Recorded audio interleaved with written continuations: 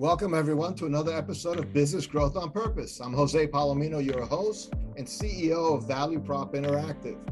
Our guest today is Swire Ho, and Swire is a specialist in the whole area of promotional products. And we've all used them, we've all gotten them, we've gotten bags of them and so on. But when you talk to Swire, you really get a perspective of looking at it strategically, how it really fits into your marketing mix, and how you can leverage some real creative ideas to stretch your budget and deepen your impact through promotional products. So listen closely. It's going to be a lot of fun as Swire joins our show right now. Welcome, Swire, to Business Growth on Purpose. Thank you, Jose, for inviting me today. Yeah, no, absolutely. Our pleasure. And Swire, just for our audience, to give them context, what do you do and who do you do it for? Great, thank you. My name is Swire. The name of my company is Garuda Promo and Branding Solutions. We're in the promotional product business. A lot of people think about industry, they use the word swag, which stands for stuff we all get. My approach is, my job is to help my client grow sales, retain employees, and thank their customer with custom branded products. Okay, but I like that definition of swag, stuff we all get. That's very good. So that, so we've all done like the, trade show circuits and bought, whether it's technology companies, and there's always things like, it used to be like, almost like AOL coasters at one point, and then because USB devices and people giving away iPads and so on. So here's a question, because you're right in the middle of it. In the last 2 years, a lot of things changed. Trade shows like shut down almost, and now things are coming back. So are we going back to where we were before the pandemic, or is something else going to be happening? That's a great question, and really it depends on who you ask. But if you are focusing on specific our industry and people that we help, my job is always to be in lookout for the client. So what is trending out there? What are people actually using? Because when you think of it, every industry are unique and different, but we all have a target audience, So the job for a marketer is to find out your consumer, your client, what are they doing? Where do they hang out? What kind of things they will actually be interested in engaging you with, having the conversation with. That's how promotional product is come in, is to encourage conversation and engagement for a business. So it's a lot more than just putting a logo on a pen. Yes. Okay, so let's just talk about that, because I think a lot of people listening to this, most of our audience would be owner-led industrial businesses, B2B. They've done the trade shows, they might still be doing them, their conferences, things like that. So where does promotional products fit in the mix today? Here we are, 2022, gone through a crazy time in the last 2 years. What do you see happening right now that people are finding interesting and useful to reach their audiences? Yeah, that's very important.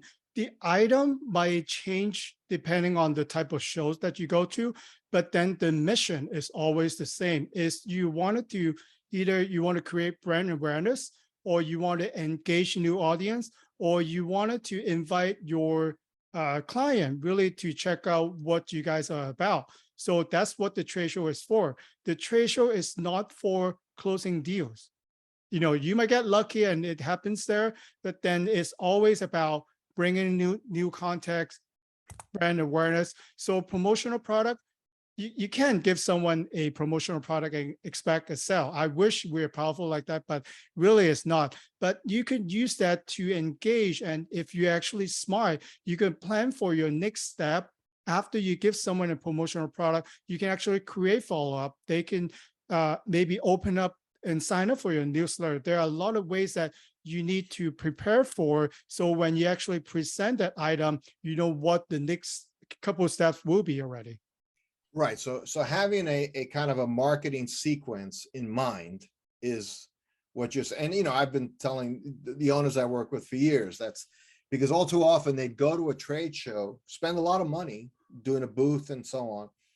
And then they get back and say, okay, now what? And I'm saying, the time to think about now what is not when you got back from the show. You're all exhausted. You've all been doing Vegas for 3 days and you just want to take a nap.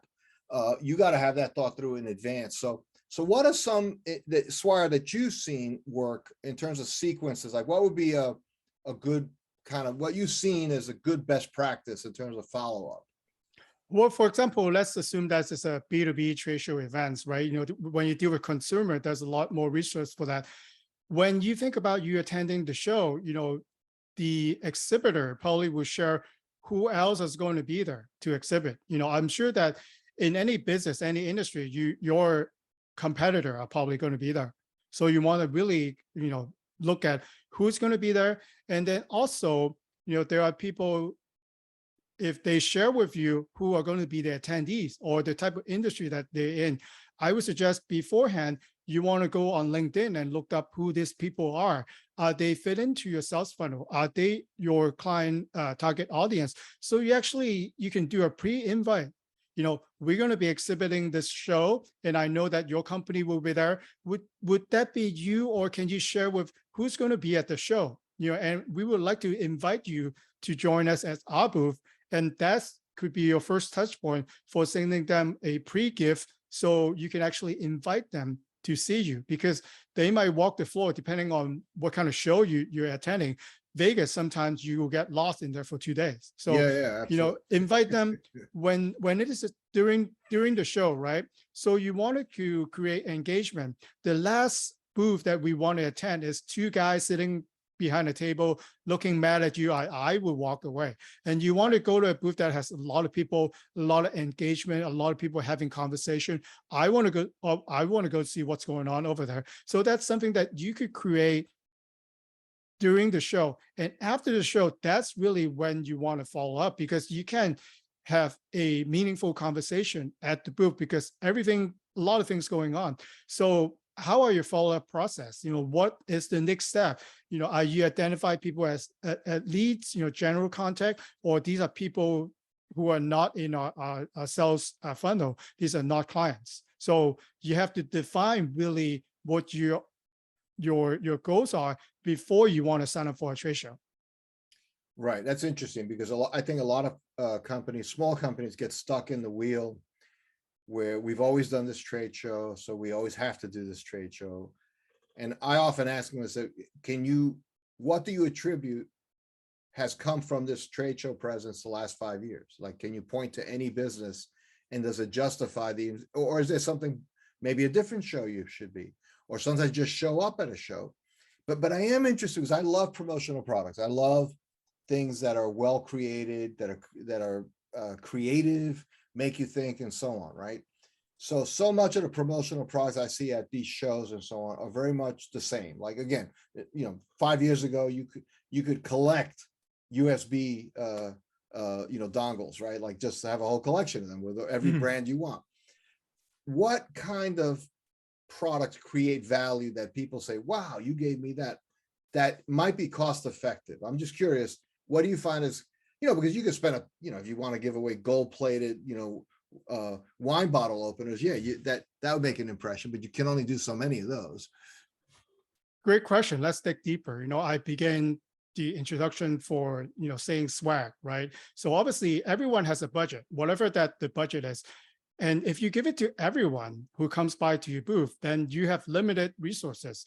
What if, using the same budget, you don't give it to everyone? You only give it to people who are potential client, who could be in your sales funnel, or in some example, your dream client. So let me give you an example for the pre-trade show phase.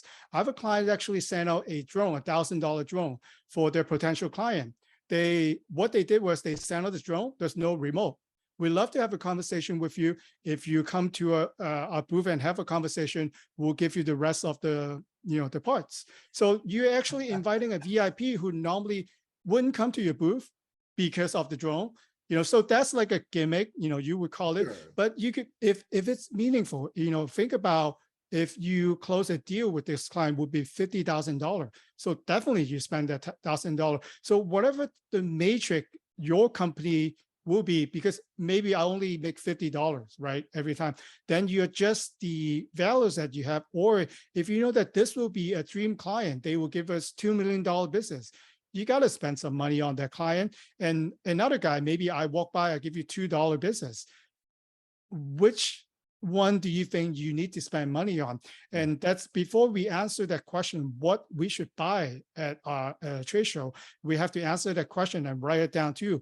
who is our top VIP client, who are a general client that will give us some business, who are the groups that walk the show that will never buy from us. You have to be honest to yourself, and then you could develop different tiers. So obviously your VIP, that's where you spend the most money, time, and effort on there. The second tiers, not as much. And the last tiers, if you are generous enough, give them candy. There's no right or wrong about that. People come with candy. I come with candy, but really, you don't have to give it to everyone walk by your booth with a promotional product.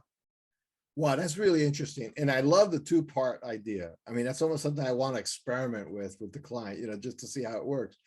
Because, yeah, if you're going to be at the show anyway, I might as well get the remote control. And the exchange is a short conversation. It could even be, candidly, I might stop by and say, not interested in your technology, where's my remote? I mean, that's what it is.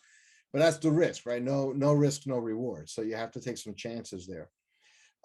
Just curious, in terms of what's out there today, like, again, I keep on mentioning this just because everybody got the same idea at the same time, that everybody's giving out USB dongles. All right, so that's kind of past. Is there anything like that happening now in promotional products that's like hot? I feel like people are requesting for more of an experience. So instead of something that's tangible that I just take and go home with, can you make it fun? Can you create a game out of it? Are people going to be engaged with you with the conversation? For example, it was very popular when we started the pandemic with a webcam cover. It is inexpensive. We now all have a webcam, and a webcam cover is a physically cover that you covers it, and you get to see the company's logo every single day. So if we talk about an expensive item that we use every day and we see every day, that would be it. And that's an expensive item. So I think for everyone listening right now, the perfect item, there's no perfect item, but what's perfect for you will be something that related to your industry that people won't buy. But if you give it to them, even with your logo, they'll use it every single day. You can actually answer that question yourself in your industry because you are the expert. Well, that's really interesting. It's clever, right? Because I mean, that webcam cover, anybody who has a web, and everybody's now using webcam, that is always the thought, like, is it really off? And you don't buy it. right. No one will buy it. Right. And I love that too. And it's appreciated. And it's your logo right there, right in front of people. It's hard to miss that. That's really brilliant. Wow. I love that. So it sounds like, Swire, that we are, obviously it comes like any classic marketing, but I'm glad you emphasize it. Really know who you want to reach. Know who's going to be there. But then what's interesting about it is not one size fits all strategy. It's like you may spend your limited budget on a few very expensive gifts or reminders or experiences and so on, because you only need a few really important clients. You're not doing huge volume. Consumer will be different, obviously, but in the B2B space, that's a really critical thing. So I'm just curious, maybe this is a kind of an opposite question, but have you seen, not your products, but have you seen, as you've walked through different trade shows and stuff, something you say, boy, that was a really bad idea? I'm just curious, any really bad ideas in terms of swag? It go back to the idea. It's don't blame on the item, right? Okay. It's the execution sometimes. You're just throwing out things to people who do not know who you are. Because, for example, if you really have item and you want people to engage and, obviously you want to create more conversation, why don't make a fun game out of it? I would encourage anyone who attend or exhibit at least more than one trade show per year to invest into spin the wheel. So that's the first thing that I'll hear. I'll hear the sound and I'll go there because I want to win. If I give something to you, you might not value as much if I make you work for it. If you win it, then you're going to show your wife, you're going to show your kids, because this is something that you want. But if I give you the same item, it goes to the trash. So you can actually use the same items that you have and create a different experience. It's better if you create the experience related to your business. Maybe they have to answer certain questions about your products. If they are able to answer those questions, then you get the item. So instead of me giving you, at least I'm keeping you at my booth and have a conversation. And if you're smart, you qualify them. You ask them qualified questions. If they are qualified leads, then you give them the item. If not, it's nice to talk to you. There's no harm without presenting an item. What's interesting about that, it especially for a lot of our clientele when we work at Value Prop or generally owner-led businesses, these aren't necessarily mega corporations. We do some work there, but mostly these are like privately held companies, $5-10 million a year businesses. Nice, healthy businesses to own, but they don't have a ton of budget for like trade shows or doing those kinds of things. So what I really enjoy in your direction here, Swire, is how you could take that limited budget and squeeze a lot more value out of it by being more intentional. Because it's so easy to show up. We got the swag basket and we give it to everybody at the show, and who cares? It's the keychain. Nobody needs more keychains. Realistically, a webcam cover, that's clever. That's something that I think people will use, and obviously it's been successful for you. But I think the idea of being very intentional, having a good idea and being intentional, and then that lets you stretch your budget, because you could actually have better stuff, not just swag, right? What is it? Stuff we all get, but it's actually pretty focused. And that's a really good idea. I think for anyone listening to this saying, okay, I only got a few $1,000s to spend on stuff. All right, then get better stuff. So what do you think in terms of getting people's attention? You talked about spin the wheel. I love that idea too. Because everybody has like, put your card in the fishbowl. That's no big deal. That you forget about it. But spin the wheel, you're actually at the booth, you're seeing it take place and so on. Do you need a very good, for that to be successful, a very good kind of host to do that? Or do you think a good salesperson should be able to run that for, properly and not be embarrassed by it? Thanks for Jose. I want to address the question that you have. A lot of time people think buying all this stuff is expensive, and let's assume you spend $500, right? 500.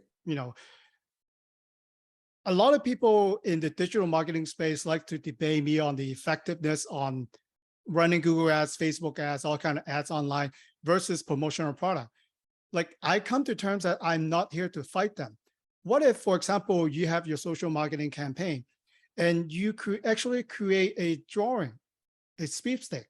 You actually buy something $500 for one item, and then you create your call to action. So maybe you want to create more traffic on your website. Maybe you want people to follow you on social media channel. Maybe you're inviting people to visit to your booth. I have done way more stuff that I do for a $10 gift. I follow them on social media. I send them an email. I invite my friend. What if you can actually do that and tie it back into a trade show? Before the trade show, maybe a month to 2 months out, you start generating interest for your booth attending this trade show. You put a $500, let's say you buy a custom bike or whatever that related to your audience. You spend the whole $500 on one gift. You follow us on our social, you share with your colleague, and then you actually bring this QR code to our booth. And then you only get a chance to win this $500 gift. Then how much do you think you will pay for that advertising in back the old days in newspaper? You probably run a lot of ads, but now you're only using $500, and then using your own channel right now, you're creating a lot of buzz for people. Maybe they want to win that item, but you also get a lot more people come to visit your booth. You're driving your traffic, or it doesn't have to be a trade show. It could be other events that you are creating. You can create more traffic there. You can actually combine digital and tangible to your advantage. Well, and so what that really is, I think that's super wise here, Swire, is that connecting.